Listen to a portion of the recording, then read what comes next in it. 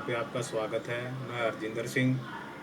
आज हम करेंसी यानी कि मुद्रा के बारे में पढ़ाई करेंगे।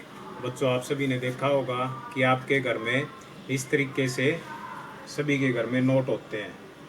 10 रुपये का नोट, 50 का, 100 का, 200 का, 500 का। इस तरीके से ये नोट आपको पता ही होगा किस काम आते हैं। ये नोट हमें बाज़ार से ख़रीदारी करने के काम आते हैं। जो भी हम अपने घर की आवश्यकता की वस्तुएं जैसे कि राशन है हमारा, फल हैं, सब्जियां हैं, दवाइयां हैं, वो हम बाज़ार से लेके आते हैं। तो इन नोटों को ही हम अपनी भाषा में मुद्रा और इंग्लिश में करेंसी कहते हैं। सबसे पहले मुद्रा की शुरुआत जो है क्यों हुई, इसका इतिहास हम थोड़ा जानेंगे कि क्यों हमें मुद्रा की आवश्यकता पड़ी। बहुत सालों पहले, कम से कम 2000-2500 साल पहले, लोग जो है आपस में सामान की अदला बदली करके जो है सामान खरीदते थे। जैसे मेरे पास गेहूं है, किसी दूसरे के पास चावल है, मुझे चावल की आवश्यकता, तो मैं उसको उतने ही वजन का गेहूं दे देता था जितना मैं उससे चावल लेता था। लेकिन वो जो है एक सही तरह का व्यापार नहीं था। क्यों नहीं था? क्योंकि गेहूं जो है पैदावार आसान होती है और चावल की जो पैदावार है वो मुश्किल होती है। इसलिए जो चावल की पैदावार है उसमें ज़्यादा परिश्रम करना पड़ता है और गेहूं में कम करना पड़ता है।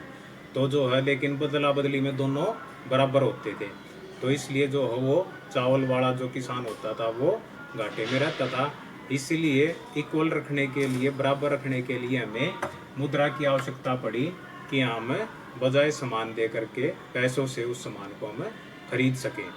तो जो सबसे पहले जो हमारी, आपको पता ही होगा, हमारी जो मुद्रा है, करेंसी है, उसका नाम क्या है? उसका नाम है रुपया। जो रुपया शब्द है वो रूपा से आया है।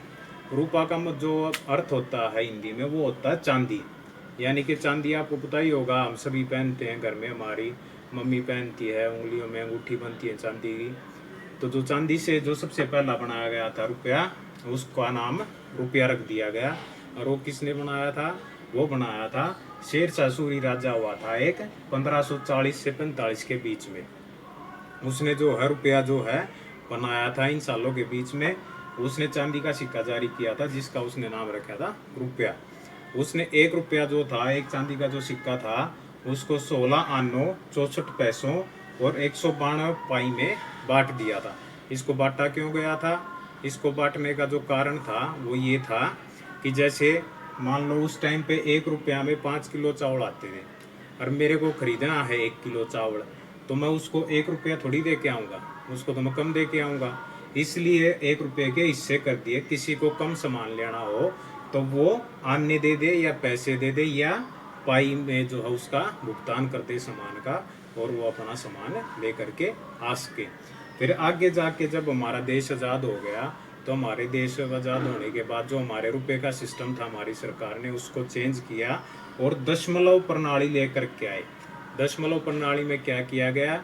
दशमलव प्रणाली में 1 रुपये को 100 भागों में बांट दिया गया कि 1 रुपया जो है वो 100 पैसे के बराबर हो गया। अब जो है ये हमने इतिहास पढ़ लिया है। अब इसी के आधारित हम कुछ प्रश्न यहाँ पर करेंगे जो कि इस प्रकार से हैं। नमस्कार, मैं हरजिंदर सिंह आप सभी का यूट्यूब चैनल एजुकेशन अरीना में स्वागत करता हूँ। आज हम रुपये को पैसे में कैसे बदलते हैं उसके बारे में पढ़ाई करेंगे। हमारा जो 1 रुपया है उसको 100 पैसों में बांटा गया है। 100 पैसों में क्यों बांटा गया है? पहले जो पुराना समय था उस टाइम पे 1 रुपये की कीमत ज़्यादा होती थी और जो सामान था वो 1 रुपये से कम में भी आ जाता था, पैसों में हम सामान खरीद सकते थे। लेकिन अब जो है कीमत बढ़ गई है 1 रुपये की, तो अब जो है हम पैसों का इस्तेमाल नहीं करते हैं, सीधी जो कीमत है वो रुपयों में भुगतान करते हैं। लेकिन हमें पता होना चाहिए कि रुपये से पैसे में कैसे बदलते हैं और पैसे हमारे पास ले रखे तो उसको रुपयों में कैसे बदलेंगे। तो इसका बिल्कुल आसान तरीका है, जल्दी ही समझ में आ जाएगा। इसका एक तरीका क्या है? मान लो हमारे पास 12 रुपये हैं और 12 रुपये को हमने पैसे में बदलना है कि कितने पैसे हो जाएंगे। हमें पता है कि हमारे 1 रुपये में 100 पैसे होते हैं, ठीक है? तो 12 रुपये में हमारे कितने हो जाएंगे? हम 12 की गुणा 100 के साथ कर देंगे, ठीक है? क्यों कर देंगे?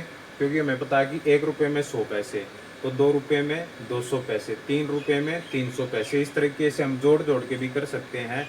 100 को 12 बार लिख करके हम जोड़ेंगे तो तब भी वही उत्तर आएगा, लेकिन वो ज़्यादा लंबा प्रोसेस हो जाएगा, ज़्यादा लंबा लिखना पड़ेगा, समय ज़्यादा लगेगा।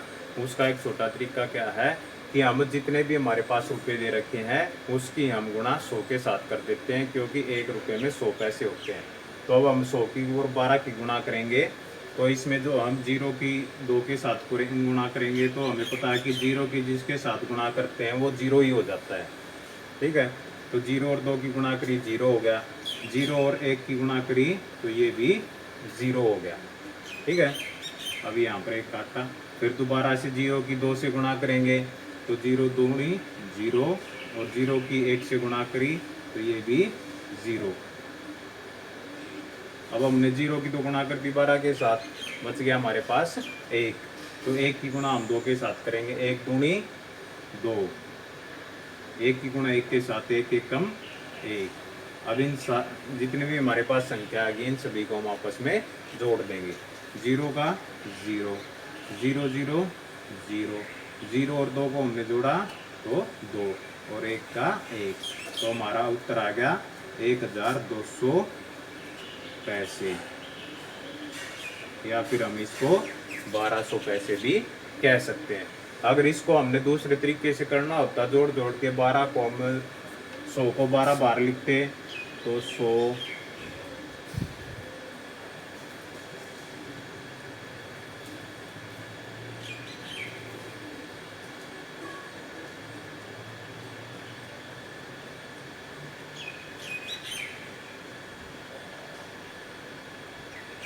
ये हो गए हमारे 12 1200, 100 200 300 400 500 600 700 800 900 1000 1100 1200।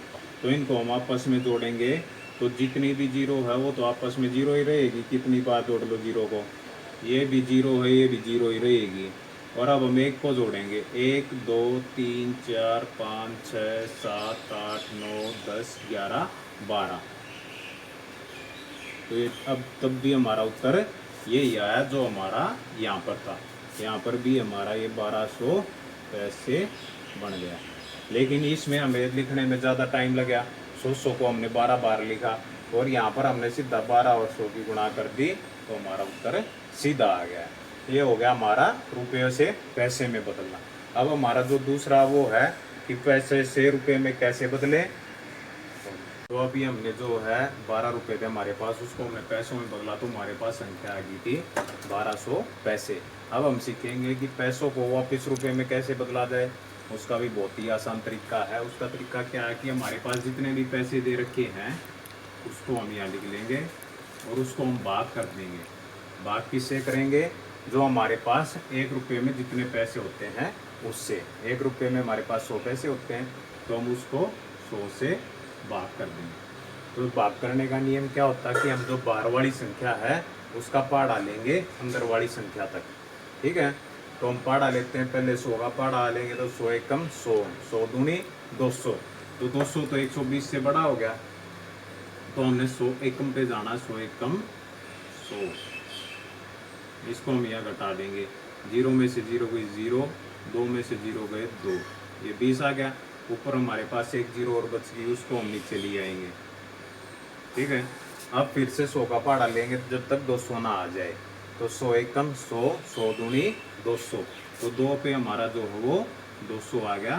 हम इसको यहाँ पर 200 लिख करके घटा देंगे और जो हमारा शेष बचा वो 0 बच गया। ठीक है, अब जो हमारा आंसर आ गया, उत्तर आ गया, या हमारा भागफल जो आ गया वो आ गया 12। तो ये हमारे जो है रुपये बन गए हैं हमारे 12 रुपये। हमने पहले ही जो है 12 को पैसे में कन्वर्ट किया था तो 1200 आ गया था, अब हमने रुपये बनाए तो ये हमारे 12 रुपये बन गए। इसका दूसरा आसान तरीका क्या है कि हमारे पास जो है 1200 पैसे हैं। ठीक है, छोटा जो तरीका है इसका, हमें पता हमारे पास 1200 पैसे हैं और जो हमारे जो 1 रुपये में पैसे होते हैं 100। 100 में कितनी जीरो होती हैं, 2 जीरो होती हैं, 1 0 2 0। ठीक है, तो हम क्या करेंगे, हमारे पास जितने भी पैसे दे रखे हैं उसके जो पिछले 2 अंक हैं उनके बाद दशमलव लगा देंगे। ठीक है, पिछले 2 अंक हमने हटा दिए, 2 अंक कुछ भी हो सकते हैं, 44 भी हो सकता है, 45 भी हो सकता है, जरूरी नहीं है जीरो ही होंगे। तो हमने पिछले 2 अंक वहां से हटा दिए, जो हमारे आगे की संख्या बच गई वो हमारे रुपए बच जाते। अब जैसे 1200 है, इसमें हमने पीछे की 2 जीरो हटा दी, हमारे पास आगे कितना बच गया 12, तो ये हमारा हो गया 12 रुपये। ठीक है। अब इसी पर आधारित हम कुछ प्रश्न करेंगे